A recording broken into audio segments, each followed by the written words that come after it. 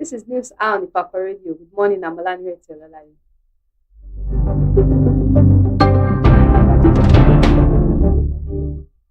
The major headlines: 38 abducted choir churchgoers regain freedom. Tinubu orders withdrawal of policemen from VIP duties. Audit uncovers over 61 billion naira payment breaches in NNPC. Another Nigerian graduate dies in UK. Sports: MLS. Messi scores assist hat-trick as Inter Miami trash Cincinnati 4-0. The Tigers unveil 12-man squad for World Cup qualifiers. Entertainment: why I don't bathe my newborn every day. Soke Makiwa. Banky W decries extremes of prosperity, poverty, gospel.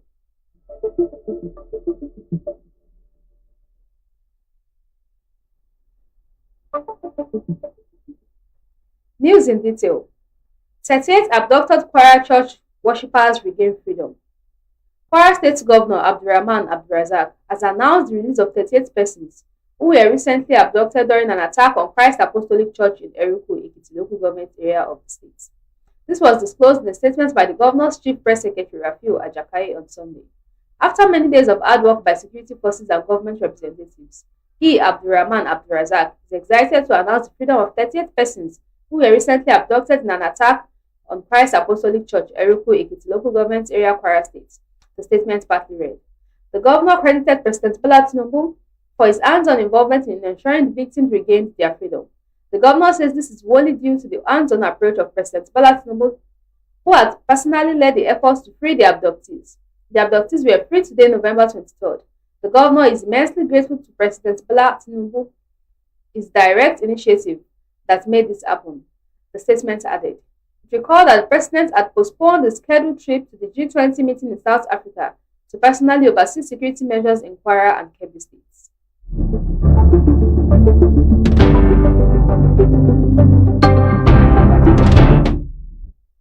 Tinubu orders withdrawal of policemen from VIP duties. President Bola Ahmed Tinubu yesterday ordered the withdrawal of policemen attached to very important personnel. He directed that they be deployed to perform core policing functions in communities. The measure, it was learned, is part of broader efforts to boost police presence in undeserved communities, particularly in remote areas where police stations are inadequately staffed. There have been reports that a quarter of the police personnel strength is doing guard duties to VIPs. He also approved the recruitment of 30,000 additional men into the force. He said the federal and state governments have been working together to upgrade police training facilities nationwide. The committee on this assignment is headed by Enugu State Governor Dr. Peter Uba. Tinubu gave the order during a high-level security meeting yesterday at the State House, Abuja. In attendance were service chiefs, head of the secret police, and Inspector General of Police.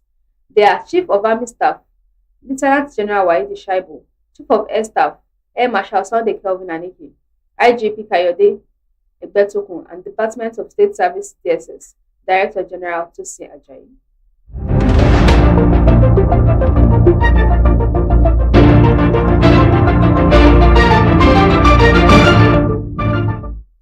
Audit uncovers over 61 billion naira payment breaches in NNPC.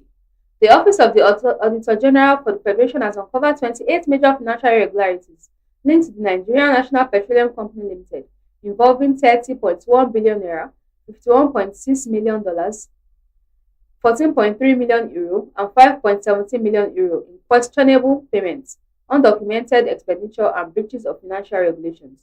When converted to naira, the total amount is about 61.1 billion naira. The red flags contained in the Auditor General's 2022 annual report on non-compliance, Volume 2, detailed transactions carried out during the 2021 financial year across the NNPCL and its subsidiaries. The document was obtained by our correspondent on Sunday. The report, which has been transmitted to the National Assembly, accuses NNPCL of weak internal controls, unauthorized environment, tax infractions, irregular procurement, and abandoned projects. The unsubstantiated settlements. These findings highlight systemic weakness that continues to expose public funds to avoidable risk. Where documents were not provided, payments were unjustified. Where approvals were present, expenditure breached the law. Recovery and sanctions must follow, the Auditor General's office said.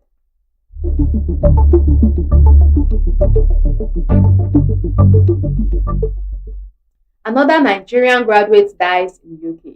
Another Nigerian master's degree graduate in business and management from the University of Plymouth, identified simply as Ahmed, has died in the United Kingdom after his health deteriorated suddenly from advanced cancer. His passing was learned through a GoFundMe appeal created by Miriam Ajibala and Mohammed Chanda for piety mosques, which initially sought support for Ahmed's medical care last week and was later updated to solicit funds for his burial. According to the organizers, Ahmed, a 36-year-old from Lagos, whose hometown is Ayete in Oyo State, traveled to the UK last September to begin a master's degree. Despite a cancer diagnosis earlier this year, the organizer said he pushed through the physical and emotional strain to complete the program. The organizers described him as the last born of the family of 4 children, the joyful out of his home, cheerful, friendly, and deeply committed to others.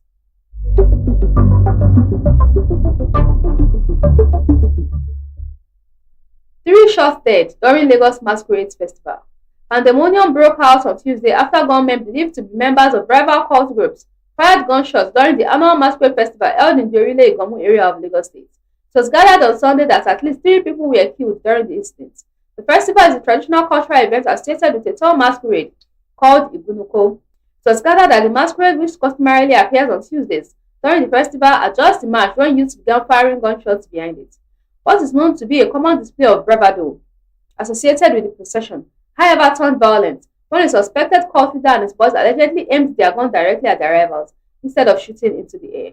A resident in the community who identified himself simply as Toyosi told our correspondent on Sunday that 3 individuals were shot, while an unspecified number of other participants were injured.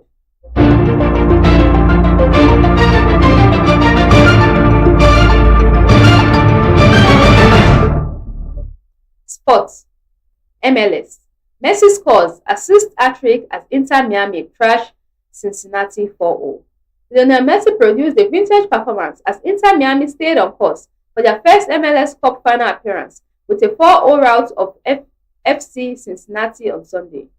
Argentine superstar Messi scored once and provided the assist for all of Inter's other goals, with Sadio Allende scoring twice and Matteo Silvetti adding the other to send Miami into next Saturday's Eastern Conference Championship.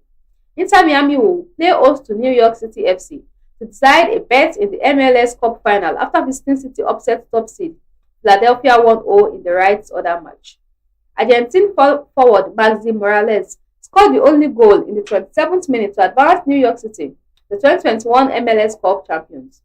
Third-seeded Miami will head into next weekend's fixture brimming with confidence after delivering a performance of pace and precision to dispatch second-seeded Cincinnati. Miami coach Javier Mascherano lavished praise on Messi and his teammates after what he described as a near-perfect display. "I'm proud of how the team played on a very difficult pitch against a very difficult opponent," Mascherano said.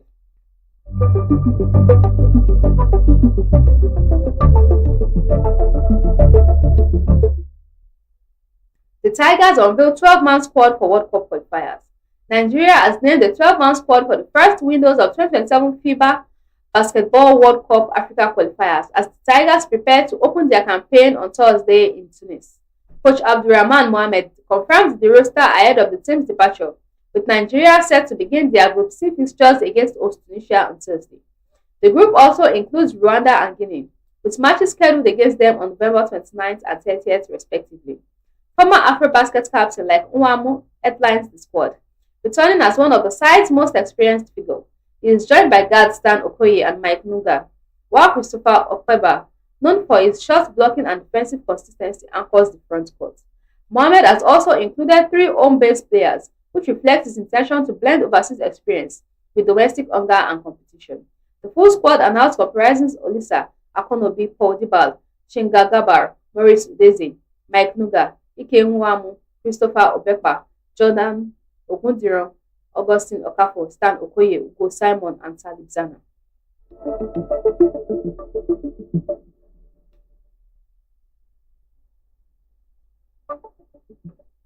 Entertainment. Why I don't bathe my newborn every day. Toke Makiwa. Media personality Toke Makiwa has addressed new moms on the unconventional approach to bathing a newborn. In a video message, Makinde disclosed that she doesn't bathe her baby daily, expressing concerns that frequent bathing may be detrimental to the infant's sensitive skin.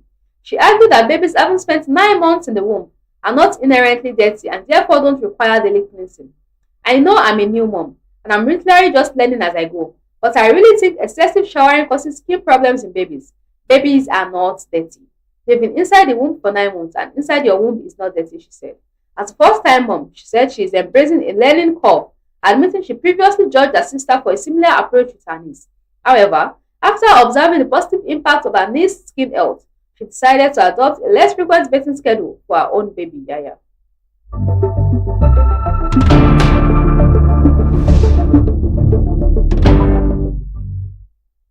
Banky W decries extremes of prosperity, poverty gospel. Singer and pastor Olubankole Wellington, aka Banky W, has weighed in on the growing criticism of church teachings on wealth, cautioning against sweeping generalization while condemning abuses in some religious circles. Speaking during a recent discussion, the music executive said conversations about the prosperity gospel has become deeply polarized, with many Nigerians assuming that the failings of a few represent the entire church. I don't think it's fair to make general statements that because I have seen evidence of this here, it means everybody is guilty of this thing, he said. Banky W noted that both extremes, the prosperity gospel and the poverty gospel, distort the core of Christian teaching. The prosperity gospel is false and corrupted. The poverty gospel is also false and corrupted, he said. What the gospel said is that God will provide all of your needs and bless you enough for you to be a blessing. He added that popular expectations that Christians must either attain billionaire status or embrace lack are also misguided.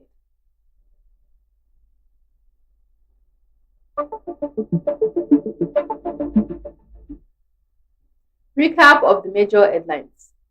38 abducted Kwara church worshippers regain freedom. Tinubu orders withdrawal of policemen from VIP duties. Audit uncovers over 61 billion naira payment breaches in NNPC. Another Nigerian graduate dies in the UK. Sports, MLS. Messi scores assist hat-trick as Inter Miami trash Cincinnati 4-0. The Tigers unveil 12-man squad for World Cup qualifiers. Entertainment. Why I don't bathe my newborn every day. Toke Makinwa. Banky W decries extremes of prosperity, poverty, gospel.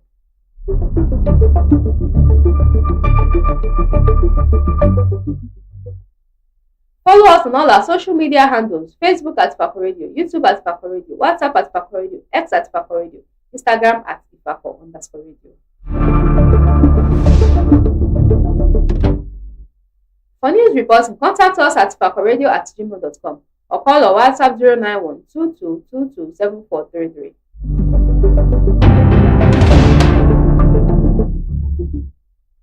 Special thanks to the news producer Olanireti.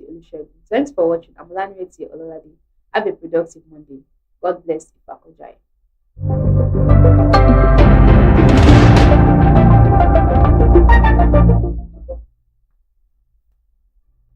Looking for reliable brand for import and export, logistics and cargo services, ticket booking, or general merchandising? At Divine and Grace Enterprises, they specialize in seamless global trade, efficient cargo handling, top-notch travel support, and trusted merchant services. Whether it's getting your goods across borders, booking a flight, or managing cargo with precision, they deliver with speed, reliability, and care. You can visit them at Nako Export Warehouse, International Airport, Ikeja, Lagos State. You can contact them on 0803-406-1483, 0817-287-4375, or email it divineandgraceenterprises@gmail.com. Divine and Grace Enterprise, your reliable brand for logistics and merchandise.